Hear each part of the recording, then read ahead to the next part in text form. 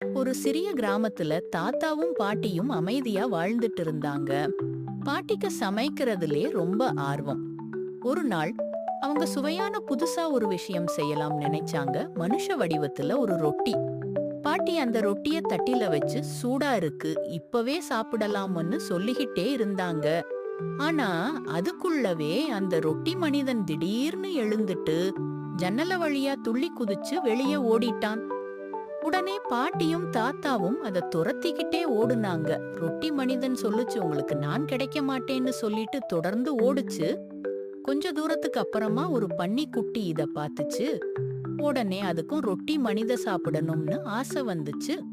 அதுவும் அந்த தாத்தா பாட்டி கூட சேர்ந்து அந்த ரொட்டி மனிதனை துரத்த ஆரம்பிச்சுச்சு. யாருகிட்டயும் மாட்டிக்காம தொடர்ந்து ஓடுச்சு. அந்த ரொட்டி மனுஷன் கொஞ்ச தூரத்துல ஒரு மாடு இத பாத்துச்சு. அடடா, இந்த ரொட்டி மனிதன் கடைசியா ஆத்து பக்கம் வந்தான். அடடா, இந்த ஆத்துல இறங்குனா நம்ம கரைஞ்சு போயிடுவோமேன்னு நினைச்சுச்சு. அப்ப அங்க ஒரு நரி வந்துச்சு. இந்த ரொட்டி எப்படி சாப்பிட்டுறதுன்னு யோசிச்சு, ரொட்டியே நீ என் மேல ஏறிக்கிட்டேனா உன்னை நான் காப்பாத்துறேன்னு சொல்லுச்சு. உடனே அந்த ரொட்டி மனிதன் நரியோட தலையில ஏறிக்கிடுச்சு. கொஞ்ச தூரம் போனதுக்கு அப்புறமா வாய நல்லா திறந்து தலைய ஆட்டுச்சு. ரொட்டி மனிதன் சரியா அதோட வாய்க்குள்ள விழுந்துச்சு.